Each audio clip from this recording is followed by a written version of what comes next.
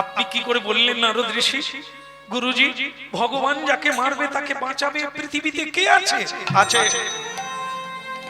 আছে, ভক্ত পারে, গুরু পারে। গুরুকে কৃষ্ণ ভয় করে। আগে গুরু পূজা হয়, পরে কৃষ্ণের পূজা হয়। গুরুর আদেশ মানলে কৃষ্ণ কিচ্ছু করতে পারবে না। আমি কথা দিলাম, তা তুমি যদি পারো মা, কথা দিয়েছো তুমি দেবে বলে, যদি না দাও পরের জন্মে অর্জুনকে আর পাবে না। দাঁড়ান গুরুদেব, আমি সুভদ্রা কৃষ্ণ ভগিনী, কথা যখন দিয়েছি উনি বাঁচবেন। বাস নিতাই গৌর হরি বল। নারদ বলে, তাহলে কি তুমি কৃষ্ণের সঙ্গে যুদ্ধ করবে? আমি কেন করব, আমার স্বামীকে লাগিয়ে দেব। নারদ বলে, তোমার স্বামী কি কৃষ্ণের সঙ্গে যুদ্ধ করবে? বলে, মেয়েরা কি না পারে, পুরুষকে ঘোড়ার মতো এদিক ওদিক ছুটাতে পারে, কি না করতে পারে। আমি এমন ভাবে কথা বলবো, আমার স্বামী কালকেই যুদ্ধ করবে। তাই আমি কথা দিলাম, আপনি যান। তখন নারদ ঋষি তো চিত্রসেনকে নিয়ে চলে গেলেন। এইবার ওই দেবী সুভদ্রা বাড়িতে গেলেন রাত্রিবেলা। রাত্রিবেলা গিয়েই স্বামীকে পটাতে হবে, মানে বোঝাতে হবে আগামীকাল যাতে যুদ্ধ করে। এখন ভক্তমন্ডলী মায়েরা, শেষকালে এই কথাটা বলি আমাদের মায়েদের, আমার মায়েরা যারা দুঃখ প্রকাশ করে যে আমাদের স্বামী আমাদের কথা শোনে না, যা চাই তাই করে না, যা বলি তা মানে না। তা আপনারা আজকে যারা কীর্তন শুনছেন, একটা ঔষধের নাম বলবো, আগামীকাল করবেন, আপনাদের স্বামী দেখবেন কাজ বাদ দিয়ে পিছনে পিছনে ঘুরবে। বলবো না, ছেড়ে দেবো, থাক পরের বছর দেখবো, ও বলেই দেবো। আর যদি স্বামীরা থাকে তারাও শুনে নেবে, তখন ধরা পড়ে যাবে, কাজ আর হবে। তবু বলে যাই, যার ভাগ্যে যা আছে হোক। হ্যাঁ, বলো রাধা দামোদর কি। আমি বলবো না। সুভদ্রা দেবী কিভাবে স্বামীকে ম্যানেজ করছে, এইটা করলেই কাজ হবে। দেখুন কি করছে, কি করছে। আচ্ছা, এইটুকু জেনে নি আপনাদের কাছে, আপনাদের এখানে কিরকম নিয়ম? রাত্রিবেলা ছেলেরা আগে শুয়ে পড়ে না মেয়েরা আগে শুয়ে? মায়েরা, মেয়েরা এখানে মেয়েরাই আগে শুয়ে পড়ে। আমাদের ওখানে সব পুরুষরা আগে শুয়ে। মায়েরা অনেক দেরিতে কাজকর্ম করে রাত্রিবেলা শুতে আসে। আপনাদের এখানে নিয়ম কি, আগে পুরুষ না মায়েরা? মায়েরা ঠেলা ঠেলি করছে, তুই বল না। হ্যাঁ, এ বলার লাগে না, সব জায়গায় একই নিয়ম। আগে পুরুষরা শুয়ে পড়ে, পরে মেয়েরা আসে। মেয়েরা এসে প্রথমে কি করে, যেটা আপনারা করেন আর কি, এটা কি পদ সেবা করেন না আপনারা?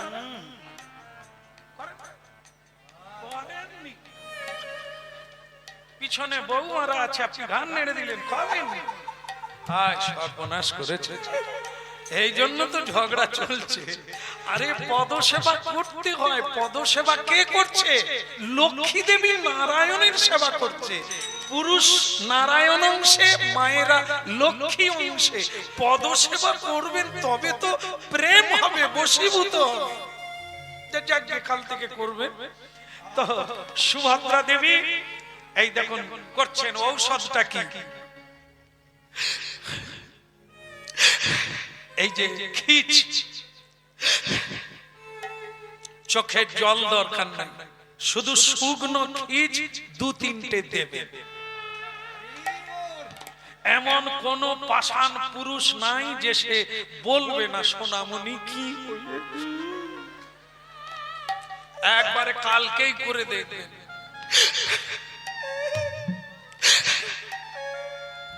অর্জুন শুয়েছিল, কি হলোটা কি? কেউ কিছু বলেছে?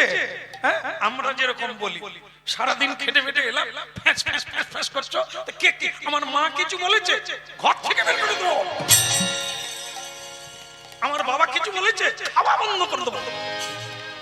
তখন স্ত্রী বলে, এই করেছে তোমার বাবা, তোমার মা, এই আমরা তার পরের দিনই ব্যবস্থা নিয়ে নি। মা বাবা ঘর থেকে বেরিয়ে যাও। কিন্তু বউ হাজার দোষ করলেও ওই খিচেই মেরে দিল। বাস হ্যাঁ, অর্জুন বলছে কি হয়েছে নাকি? আরে বাবা একটু ঘুমোতে দাও না, কি হয়েছে বলো না, আমি এখনই তার বিধান করব। তা সুভদ্রা দেবী তখন বলে তাহলে তুমি প্রতিজ্ঞা করো, 3 বার বলো, আমি যা বলবো তুমি শুনবে, আমি যা বলবো তুমি শুনবে, আমি যা বলবো তুমি শুনবে। অর্জুন বলে প্রতিজ্ঞার দরকার কি, জীবনে মিথ্যে বলি না, আজও হবে না। না না তুমি বলো। ঠিক আছে ঠিক আছে, যা বলবে তাই করব, যা বলবে তাই শুনবো, যা বলবে আমি তাই করতে বাধ্য হব। সুভদ্রা তখন আর খিজ নাই, কোথায় নদী শুকিয়ে গেল। অমনি বলছে ওগো তোমার মতো স্বামী ঠিকই বলেছে, কেন করবে না বলো।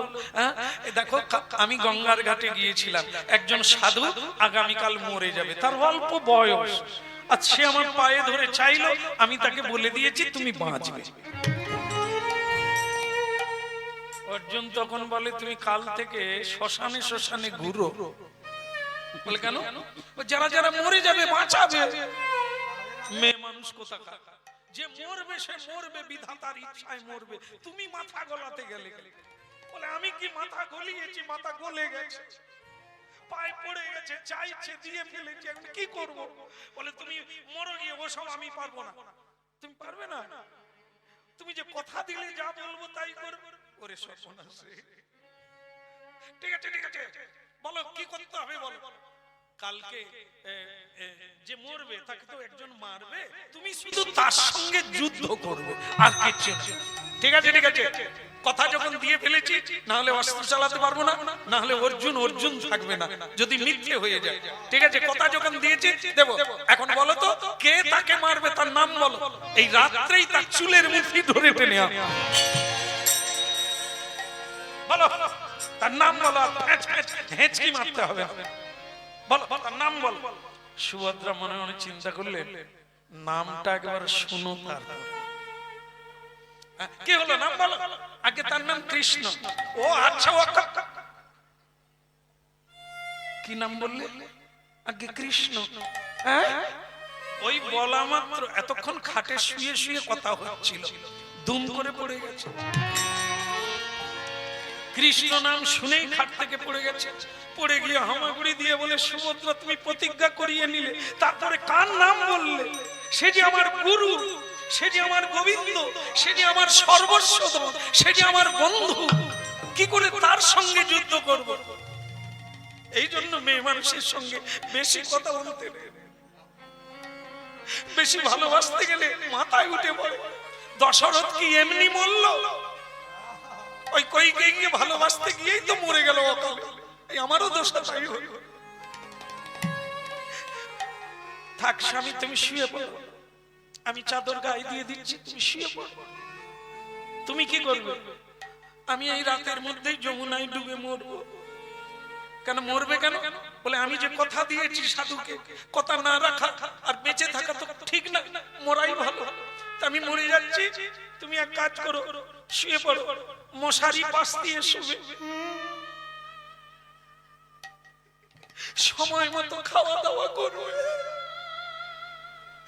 আমি থাকলে তো ডেকে খাওয়াতাম, কিন্তু আমি তো মরে যাচ্ছি, মশারি পাশতে নেবে, ডেঙ্গুর সময় চলছে তো। আচ্ছা যারা মরবে তারা কি মশারি টাঙানোর কথা বলবে? আরে তুমি তোমার মরে যাও না, সে মশারি কে টাঙাবে কি করে সেটা তো তার ব্যাপার। আসলে এরা মরতে চায় না। এই বলছে পা ঘষটাচ্ছে যাতে অর্জুন বলে ফেলে আর মরতে হবে না, চলে এসে। আমাদের ওখানে একটা মাধবী বলে মেয়ে ছিল, সে স্বামীর সঙ্গে ঝগড়া করে গাড়িয়ে কাটা হবে বলে মরতে যাচ্ছে, রাত তখন 11টা বাজে। বাজার থেকে যারা মাছ বিক্রি করে তারা রাতের বেলা বাড়ি ফিরছে, মাধবীর সঙ্গে দেখা। কি রে মাধবী, এত রাত্রে বাজারের দিকে যাচ্ছিস কেন? বলে আর তোমার ঠাকুরপোর সঙ্গে যা চলছে বাঁচা যায় না, তাই গাড়ি কাটা হয়ে মরতে যাচ্ছে। ও আবার ঝগড়া, তা মরবি, কিন্তু তোর হাতে হার কিন কেন? সে মেয়েটা তখন বলে যদি রাস্তায় সাপ টাপ থাকে এরা মরবে, হার কিনি। মরবি যখন সাপে কেটে দিলেও তো মরে যাবি, যা না, একই ব্যাপার তো। কিন্তু না, এরা এই লোক দেখানো, মরার ভয় দেখায়। তাই অর্জুনের স্ত্রী সুভদ্রা দেবী তাই বলছে সময় মতো খাওয়া দাওয়া করো। অর্জুন তখন বলে যাক হয়ে গেছে, তুমি মশারি টাঙাবে, তোমাকে আর মরতে হবে না। কাল সকালে কথা যখন দিয়েছি ও কৃষ্ণের বিরুদ্ধেই যুদ্ধ করবে। ভাই বোনে লাগিল লড়াই, দেখো রে দেখো রে সবাই, বিদায় গৌর হরি হরি লাগলো লড়াই, দেখো রে দেখো রে সবাই। ভাই বোনে লাগিল লড়াই, দেখো রে দেখো রে সবাই। ও ভাই বোনে লাগলো লড়াই, দেখো রে দেখো রে সবাই। যাই যাই বলি হারি যাই, ভাই বোনে লাগলো লড়াই। ও যাই যাই বলিহারি যাই, ভাই বোনে লাগলো লড়াই।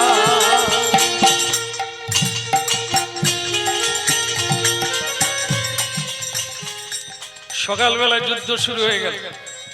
সুভদ্রা দেবী কিন্তু অর্জুনের রথে আছে। কেন আছে? বলে তুমি কৃষ্ণকে দেখলে ঠান্ডা হয়ে যাবে, তাই আমি তোমাকে গরম করব। অর্জুনের রথে আছে। যুদ্ধ শুরু হয়ে গেল। যুদ্ধের আগে কথা কাটাকাটি হয়। কৃষ্ণ বলছে অর্জুন, তোমাকে আর পুরুষ বলা যায় না, নরাধম বলা হয়। যে পুরুষ মেয়েদের কোথায় উঠে বসে সে এক অধম, নরাধম। অর্জুন বলছে ঠিকই বলছে, আমি তো তাই করছি। সুভদ্রা বলল আর আমি কৃষ্ণের সঙ্গে যুদ্ধ। বলুক ঠিকই বলছে। সুভদ্রা দেবী বলে উনি এত বলছে, তুমি পুরুষ না কাপুরুষ? বলে কেন, উনি তো ঠিকই বলছে। বলে উনি বলছেন, ওনাকে তুমি কিছু বলতে পারো না? আমি কি বলবো, তার তো কোনো দোষই নাই।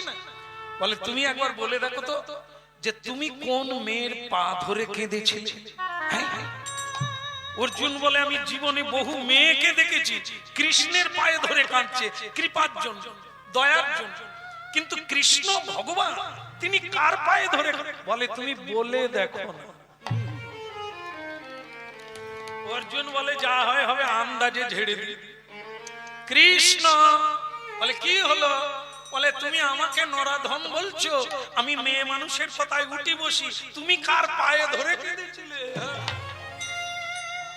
কৃষ্ণ বলে অর্জুন জানলো কি করে? তার মানে আমি ধরেছিলাম, তবে সেটা এখানে নয়, সেটা বৃন্দাবনে। বৃন্দাবনে রাধিকার চরণ নিজের মাথায় নিয়েছিলেন। শরলা করলা খণ্ডন মম শিরসি মণ্ডন দেহি পদ পল্লব মুদার মুদার। জয়দেবের গীত গোবিন্দ, গীত গোবিন্দে জয়দেব যেটা লিখতে পারে না স্বয়ং ভগবান লিখেছেন, দেহি পদ পল্লব মুদার। তাহলে কথাটা সত্য। কিন্তু ভক্তমণ্ডলী মায়েরা, সাধারণ একটি মেয়ে মানুষ রাধারানী নয়। ভগবান যার চরণ মাথায় নিয়েছেন তিনি ভগবানের ভগবান।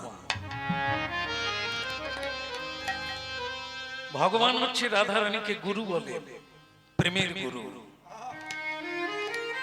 আজ স্বয়ং ভগবান রাধা নাম জপ করে তাকে পাওয়ার জন্য। এটি গম্ভীর। আজকে এখানে এসে শুনলাম এখানে রাধা নামে কীর্তন হচ্ছে। এই রাধাটা কি, রাধা তত্ত্বটা কি, একে জানার জন্য গৌরাঙ্গ মহাপ্রভু হয়ে গেলেন। সেটা আর একদিন হবে। আজকের কথাটা আজকে হোক। কেন রাধারানীর চরণ নিয়েছিলেন? কে তিনি?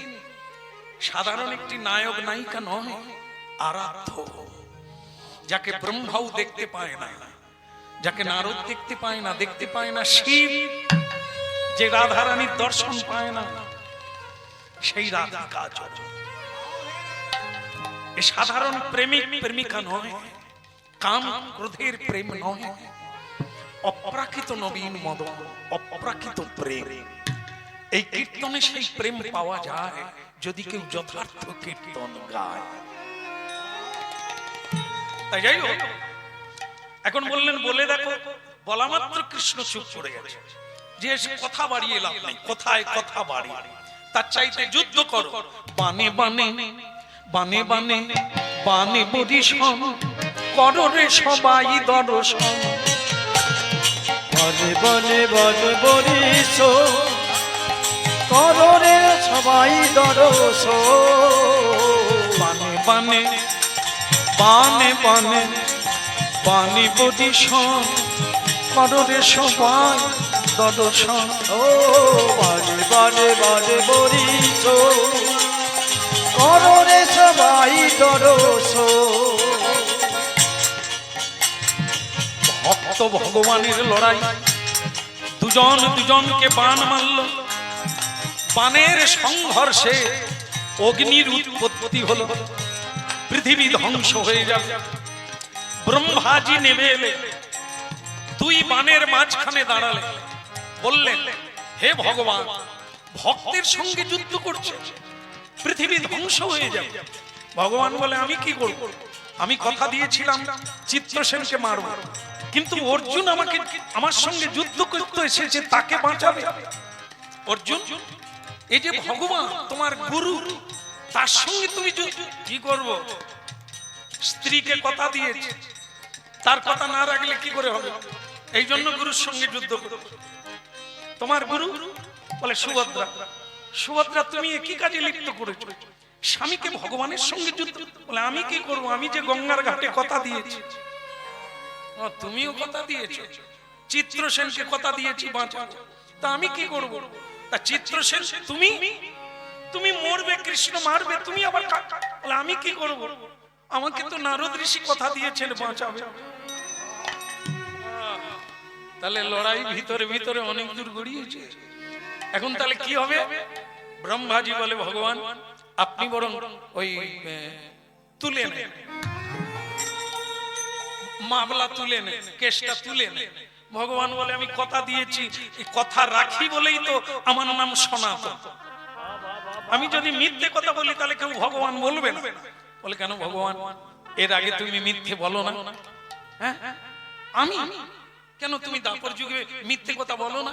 রাধা রানীর কুঞ্জে যাবে বলে বেরিয়ে পড়লে, তারপর তুমি চন্দ্রার ঘরে রাত কাটাও না?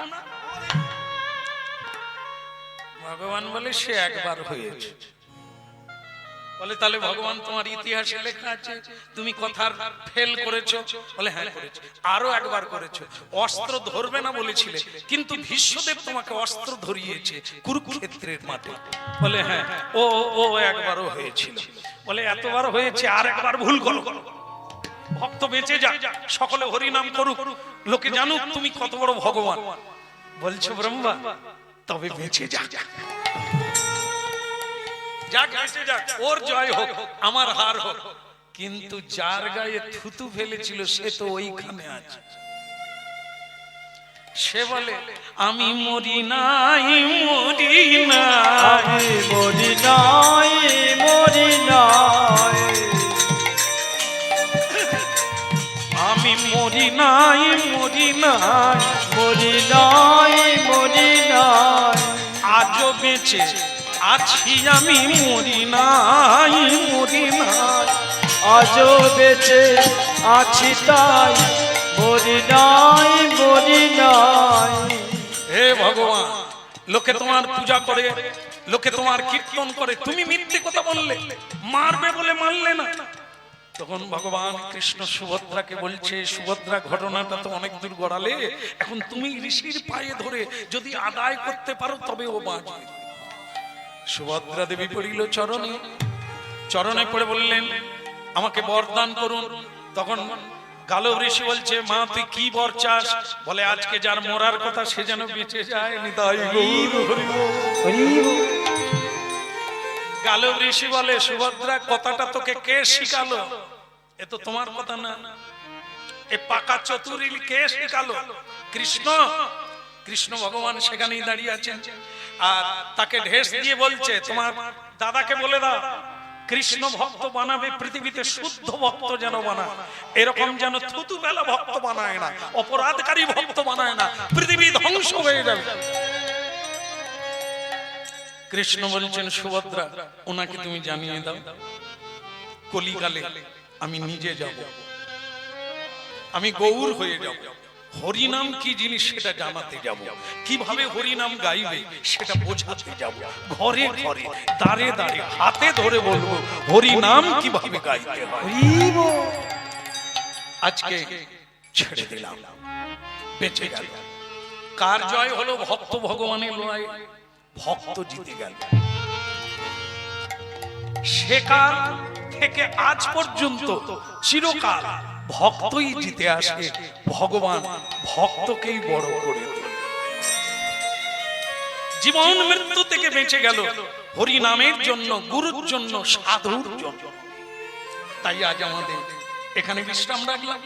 সাধু সঙ্গ, সাধু সঙ্গে কৃষ্ণ কথা বললে আমরাও এরকম জীবনকে জয় লাভ করতে পারবো, কৃষ্ণ চরণারবিন্দ প্রাপ্ত হয়ে যাবে। সবাই ভালো থাকুন। আবার যদি মহাপ্রভু কোনোদিন টেনে আনে আবার নতুন করে আস্বাদন হবে। এখন ভক্ত ভগবানের দোহার মিলন মাধুরী, ভক্ত আর ভগবানের মিলন মাধুরী, চাঁদ বদনে সবাই মিলে বলো গৌর। চিত্রসেন যার মরার কথা আগামীকাল, তাকে গুরুজি বলে দিয়েছে পায়ে পড়ে যায়। মেয়ে মানুষ সুভদ্রাজির পায়ে পড়ে গেল, সুভদ্রা দেবী কান্নাকাটি জুড়ে দিল, আপনি আমার বাবার মতো, আমি মেয়ের মতো, আপনি পায়ে পড়ে গেলে বলুন কি চান? ওহো, আপনি যা চাইবেন তাই দিয়ে দেব, শুধু পা ছেড়ে দেন। এতক্ষণ পরে কথা বললেন চিত্রসেন, আমি যা চাইবো তাই দেবে মা, আমার অদেও কিছু নেই, বলুন আপনি কি চান? আগামীকাল মরে যাব। আপনার মতো লোক মরে যাবেন? এত সুন্দর দেখতে, এত অল্প বয়স, আপনি কালকেই মরে যাবেন? তা আবার জেনে ফেলেছে কালকে মরে যাবে? কালকেই মরে যাব সূর্য উঠলে। আপনি আমার পায়ে পড়লেন কেন? আপনি বলেছেন যা চাইবো তাই দেবেন, তাই আপনি দেন, আগামীকাল যেন আমি বেঁচে যাই।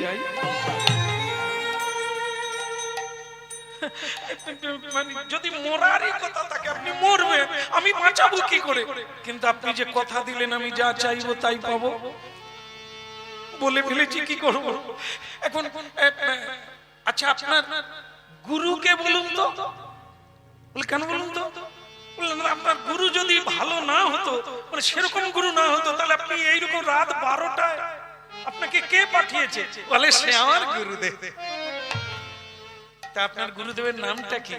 আগে শ্রীযুক্ত, মানে শ্রীযুক্ত ধর্মপরায়ণ, শ্রীকৃষ্ণ পরায়ণ, পরম গুণ। আরে রাত শেষ হয়ে যাবে, আপনি শুধু নামটা বলুন না, অত ডিপ্লোমা দিতে হবে না। বলে তিনি বিনাধারী, উচ্চ কণ্ঠ কীর্তনকারী, সুধা কণ্ঠের অধিকারী, পরম ভক্তি। আরে মুশকিল নাম বলুন। আগে তার নাম পরম ভক্ত প্রভু নারদ ঋষি। এই জন্য এরকম রাত 12টা। তার মানে আপনারও গুরু নারদ, আমাকে বলেছে 12টা, আর আপনাকেও বলেছেন 12টা। নারায়ণ নারায়ণ, এই তো গুরুজি এসে গেছে। কি সুভদ্রা ব্রত পূর্ণ হয়েছে? বলে আপনি যার গুরু তার ব্রত পূর্ণ হবে না? ওকেও 12টা, আমাকেও 12টা। বলে গুরুদেব আপনি জানতেন যে ইনি কাল মরবে? বলে জানি। আর আপনি জেনে শুনে তাকে পাঠিয়ে দিলেন আমার কাছে? বলে কি করবো মা, তুমি যে বললে দান করব কাকে, এই জন্য ওকে পাঠিয়ে দিলাম, দান দাও ওকে। বলে কিন্তু উনি কি চাইলেন? উনি যে বাঁচতে চাইছেন, আমি বাঁচাবো কি করে? কেন? বললেই হবে। যারা কোনোদিন মিথ্যে কথা বলে না তারা যা পারবে তাই করবে, বাঁচাতে পারলে পারবে। তুমি পারো, কি করে পারবো? আগামীকাল যুদ্ধ করো কৃষ্ণের সঙ্গে। কৃষ্ণের সঙ্গে? ওকে তো কৃষ্ণ মারবে। কৃষ্ণ মানে আমার দাদা জগৎগুরু।